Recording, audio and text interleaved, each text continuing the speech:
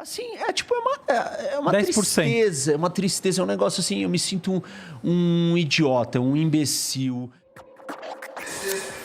Posso voltar num Sei ponto lá. aqui que eu acho que vai ser bem importante pra gente, já que você tá com...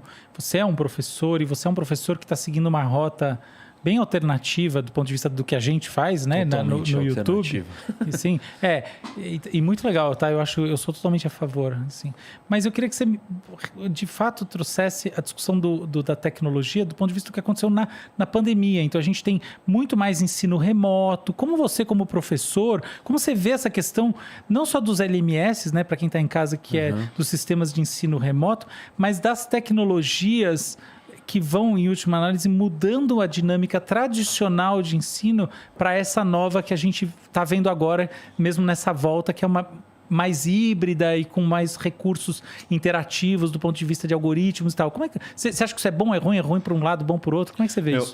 Tudo na vida tem lado positivo e negativo. Claro. Ponto. Não, acho que a gente tem que partir dessa premissa. Perfeito, concordo. E assim, o ponto do lado positivo. Acesso a milhões de pessoas de jeitos fáceis que nunca tivemos. Ponto negativo.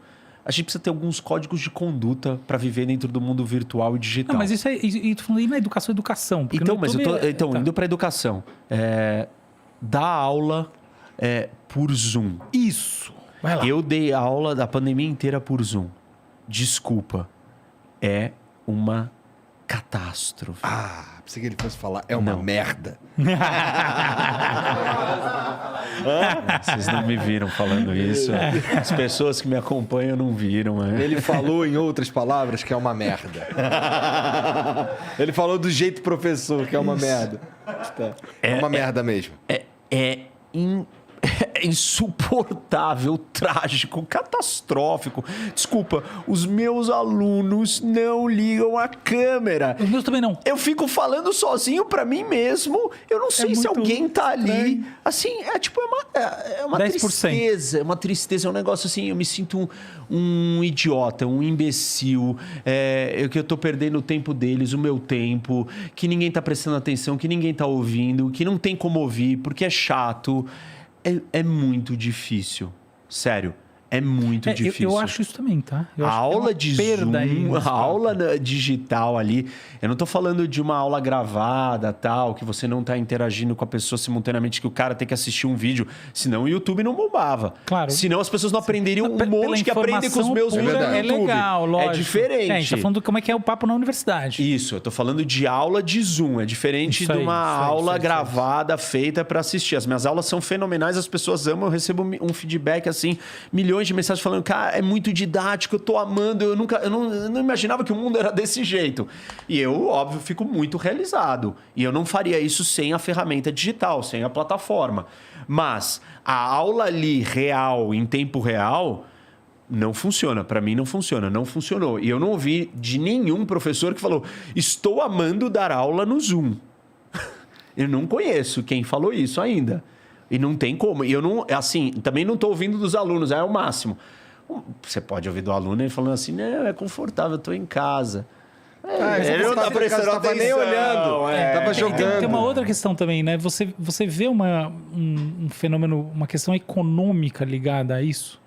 Porque eu vejo fortemente, tá? Com eu acho que certeza. um dos grandes problemas da pandemia, do ponto de vista das aulas remotas, é que nem todo mundo tem acesso ao computador. E não é a mesma coisa você fazer uma aula no celular e no computador. Se você não tem o computador, ainda mais assim, na universidade pública, né? E não é só isso. A gente tem vários outros elementos. Por exemplo, Tem o cara que não tem a porra do tablet, não tem o celular também. Calma aí, gente.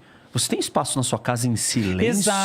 Exato. Você tem um lugar Não é só a reservado que você máquina. pode ter aula ou você está tendo aula e está Exato. passando a sua família inteira aqui? Falou E tipo, tudo. está no meio da sala. Então, a aula remota na pandemia, no final das contas, ela funcionou como uma estratificação social, exato, econômica. porque ela não nivela, porque você botou todo mundo na sala de aula. A sala de aula foi dada para todo mundo. Nem todo mundo pode pagar a mesma sala de aula, pode estar no mesmo tipo de sala de aula, mas todos que conseguem estar ali tem uma nivelação. Isso não acontece quando você fala da realidade de cada pessoa. Falou tudo. Não é só o espaço físico, né? É o barulho, é o equipamento, não é o computador, é o fone, a qualidade da internet. Nas coisas auxiliares. Tipo, a câmera não funciona, é a qualidade da internet. Total, cara. Assim, tipo, e eu tenho usado esse exemplo para mostrar como a geopolítica entra na nossa vida pessoal. O que é um exemplo de geopolítica? É isso, na pandemia a gente viveu a geopolítica como nunca. Os nossos espaços dentro das nossas casas mudaram. Porque se você trabalha dentro de casa, você não aguenta mais, você quer ter 2 espaços. Tem um monte de gente falando assim, eu preciso de uma casa maior, eu não quero morar mais em apartamento, eu não quero morar em São Paulo, eu quero morar num campo. Isso é pura geopolítica. Eu saí do meu apartamento, que era no Jardins, geopolítica, a sua relação com o seu espaço físico mudou. E impôs uma nova realidade para você. Relações do espaço físico desse mapa impõem novas realidades para você e fazem seu comportamento como pessoa mudar. E você precisar de outras coisas. E você mudar seus valores. Talvez seu valor era morar numa cidade grande, agora não. Eu posso morar no campo. Posso morar na praia. Você sente que, de maneira geral, os brasileiros sofreram uma mudança... Ou sofreram a palavra negativa, né? Porque tem a conotação negativa, na verdade. Mas eles experimentaram uma mudança de valores determinada por esse isolamento social e por essas relações digitais? Acho que sim, eu só não sei qual, não consigo dizer o que ainda. Tem muita gente que passou a valorizar outras coisas, tem muita gente que está mal, psicologicamente afetada, emocionalmente afetada. Tem gente que está reavaliando várias coisas da sua vida, não quero trabalhar com isso. A taxa de divórcios grande... Tem 1 milhão de coisas se transformando. A gente não sabe o desenrolar disso e para onde vai. Foi um pontapé. Isso a gente vai ter que estudar no futuro. Vai. Por exemplo, nos Estados Unidos está acontecendo um fenômeno muito interessante. As pessoas estão deixando de trabalhar. É the Great Resignation. Isso. O cara não quer mais trabalhar. Ele fala assim, para que eu vou trabalhar? Eu vou arrumar um outro jeito de ter renda. E olha que curioso a conexão que a gente pode fazer com isso. Um dos grandes problemas ou das discussões de uma força de trabalho robótica as pessoas não terem que trabalhar. Se elas não trabalharem, o que vai acontecer com a vida delas? Será que ela vai se sentir satisfeita? Como vai ser o dia dela? Que eu já discuti. Pra mim não funciona essa porra de ficar parado. Pra mim também não. Eu odeio férias, por exemplo.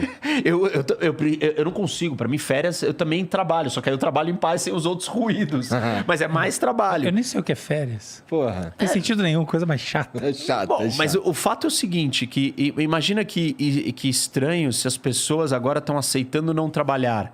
Estranho não, mas tem uma conexão de uma aceitação talvez maior do mundo robotizado. Perfeito. E das pessoas não terem que ter trabalho. Talvez isso seja um pontapé para o início de uma coisa que antes era uma dificuldade.